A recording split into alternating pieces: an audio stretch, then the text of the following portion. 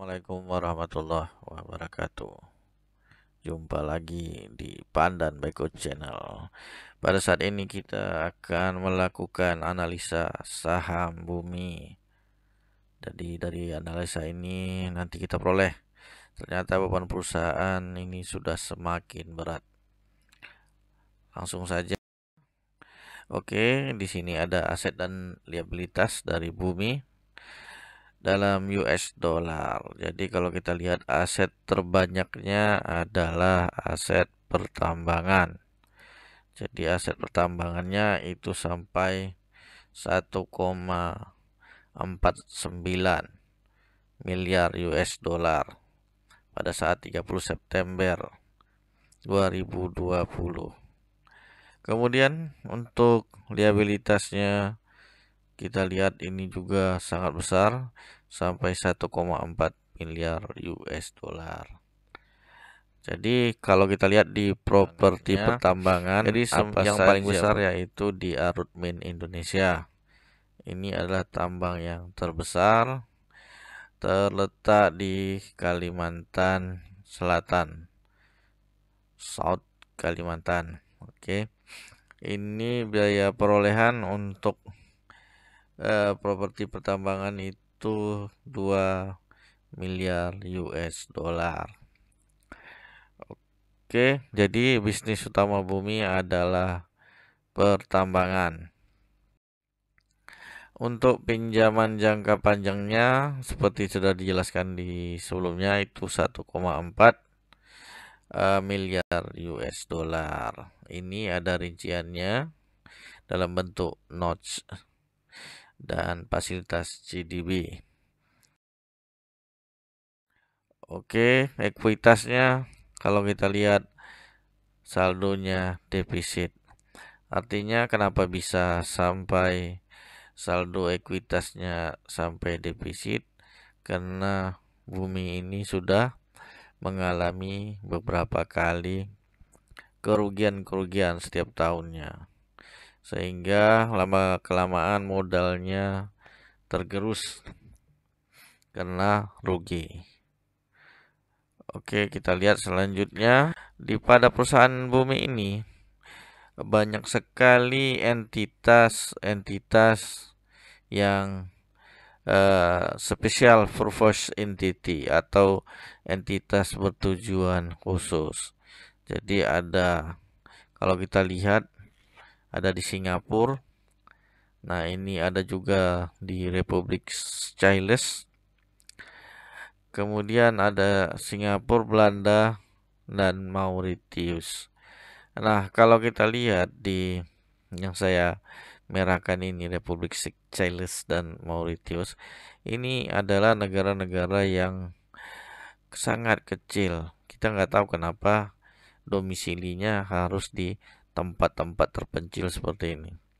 Ini negara berada di Afrika, negara satu Afrika yang kecil. Kemudian kalau kita lihat kepemilikannya di sini asetnya 1,24 miliar US dollar, ada yang 984 juta. Jadi apa sebenarnya entitas bertujuan khusus ini? Jadi kalau kita lihat rata-rata perusahaan entitas bertujuan khusus. Hanya beberapa perusahaan yang memiliki usaha memang di pertambangan. Di pertambangan minyak, di jasa perusahaan induk. Kebanyakan adalah perusahaan special purpose entity. Jadi entitas bertujuan khusus ini adalah suatu entitas yang dibentuk oleh perusahaan sponsor. Dalam hal ini kita bahas bumi atau perusahaan induk untuk suatu tujuan tertentu, khusus, sempit, dan temporary. Misalnya untuk membagi atau menghilangkan risiko finansial. Mungkin nanti Anda bisa lebih dalam lagi melihat Tujuan dari Bumi itu membuat SPE, perusahaan SPE ini. Jadi ini adalah SPE secara umum. Jika Anda mengaitkannya terhadap Bumi, itu pendapat Anda sendiri. Jadi SPE ini referensinya kita dapat dari beberapa buku dan website. Kemudian SPE ini melindungi perusahaan induk dari kegagalan finansial yang kemungkinan dapat terjadi. Jika SPE yang dibentuk gagal mendanai pelaksanaan proyek atau tidak mampu memenuhi hutang, maka perusahaan induk hanya bertanggung jawab atas besarnya hutang yang dialihkan ke dalam SPE ini. SPE ini juga sering digunakan untuk tujuan yang tidak etis, seperti menghindari pajak dan menyembunyikan hutang, sehingga kehadirannya di masyarakat bersifat kontroversial. Karena banyak hal positif dari SPE yang ditujukan ke arah negatif. Kemudian SPE juga dapat bermanfaat apabila digunakan sesuai standar yang ada. SPE juga dapat menjadi penghancur bagi perusahaan bila salah gunakan. Kemudian biasanya SPE itu sebagai kedok untuk menutupi kecurangan yang dilakukan oleh manajemen. Nah, yang kita khawatirkan di sini poinnya. Jadi kalau kita lihat ya, maka kita tidak bisa juga ya menuduh ya. Harus dibuktikan. Kemudian untuk sebagai referensi penonton dapat mempelajari itu skandal Enron tahun 2001. Itu skandalnya melibatkan Special Purpose Entity. Jadi di situ bisa dipelajari nanti. Untuk selanjutnya, bagaimana sih pendapatan Bumi ini? Kalau kita lihat pendapatannya kuartal 3 2020 itu 587 juta US dollar dengan beban pokok 553 US dollar. Ini 95% beban pokoknya. Sehingga ditambah lagi beban usaha, ada gaji dan lain-lain, maka tahun 2020 ini Bumi mengalami kerugian kembali. Oke, jadi pendapatannya apa saja? Batu bara, jasa, biji. Jadi yang paling besar adalah batu bara. Oke, sekarang kita kupas. Beban pokok pendapatannya ini apa saja sehingga bisa besar seperti ini.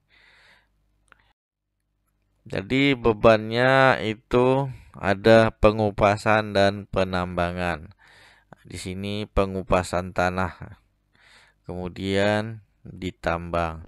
Itu bebannya hampir 433 US dollar. Jadi selisih sedikit dari total beban pokoknya 550 juta US dollar. Jadi kalau kita hitung beban pengupasan, beban pokok pendapatan ini ya, dibanding penjualan, itu 95%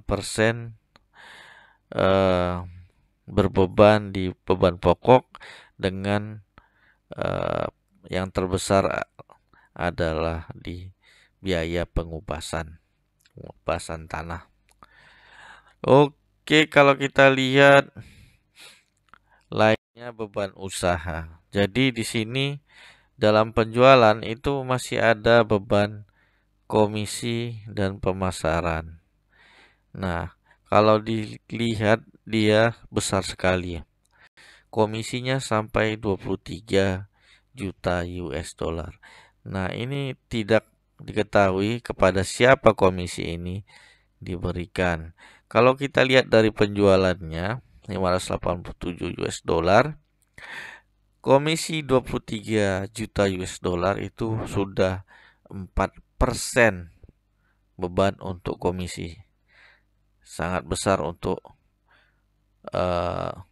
suatu perusahaan ini, 23 juta US dollar. Kalau kita ambil dalam kurs rupiah sudah ratusan miliar hanya untuk komisi. Apakah perusahaan lain yang bergerak di bidang batu bara juga memiliki beban komisi? Nanti ada di selanjutnya kita jelaskan. Kemudian yang jadi pertanyaan kembali di bumi itu beban gaji. Gaji dan upah 6,9 juta US dollar. Pegawainya 67 orang cuma ya. Kalau kita lihat di laporan 2019 totalnya 67 orang dengan gaji 6,98 juta US dollar. Kalau kita konversi ke rupiah dengan kurs 14.300, jadi beban per pegawai itu 1,5 miliar per pegawai. Kalau kita bagi 9 bulan, ya nih, kuartal ketiga, jadi setiap orang itu bebannya 165 juta per bulan. Ini sungguh-sungguh beban yang memberatkan. Ini menjadi suatu petanda bahwa perusahaan ini seperti jadi sapi perah gitu. Oke, untuk selanjutnya kita lihat. Nah, ini dia beban pokok dan komisi untuk perusahaan batu bara. Jadi ada beberapa perusahaan batu bara yang market capitalnya dapat kita lihat dari 1,7 triliun hingga 39 triliun terbesar. Jadi bumi market capitalnya 4,5 triliun. Masih jauh di bawah Adaro dan PTBA. Jadi bumi ini setingkat dengan market capitalnya dengan BSR. Kalau kita lihat, kemudian jika kita bandingkan rasio beban dibanding pendapatannya, yang paling besar itu memang di bumi. Jadi bebannya sangat besar. Jadi rasio pendapatan hanya 6%. Bayangkan jika beban naik sedikit aja dia sudah langsung rugi. Jadi ini 86% beban pokoknya, ITMG 83%, Toba 83%, Petrosea 80%, Adaro 76%. Nah, Adaro ini sudah cukup baik. PTBA juga lebih baik. Dan yang paling kecil beban pokok pendapatan itu di BSSR. Kemudian beban pemasaran dan komisi. Tadi sudah kita jelaskan di sebelumnya, ada 4% untuk menjual batu bara di bumi. 23 juta US dollar, 4%. Jadi perusahaan yang lain itu sangat kecil. Hanya di Indi ada 0,85%. Ini juga sudah besar, 13 juta US dollar. Kemudian ada Harum yang cukup kecil komisinya. Ada Adaro tapi ya sangat kecil, 0,00. Ada di Toba 0,06. Nah, di bumi itu 3,98 atau dibulatkan 4%. Oke, ini adalah sekilas fundamentalnya. Selanjutnya, komposisi perorangan atau retail. Dari Desember 2018 itu jumlah saham itu dipegang perorangan retail 25%. Naik ke 2019 jadi 33%. Nah, yang berkurang apa? Perusahaan perseroan terbatas asing. Semula 59 jadi 49. Dilepas kemana? Dilepas ke retail kita. Kemudian tahun 2020 Desember dari 49 berkurang jadi 42. Retail kita nambah dari 33 ke 41. Nah, ini lama-kelamaan nanti retail yang pegang tinggal terima bosoknya doang. Oke, jadi saham ini tidak direkomendasikan untuk dibeli karena fundamentalnya belum baik. Kalau jika ada saran, komentar, kritik bisa di kolom komentar. Jika suka, jika boleh di like dan di subscribe untuk pengembangan channel ini. Terima kasih. Assalamualaikum warahmatullahi wabarakatuh. Salam hebat buat kita semua.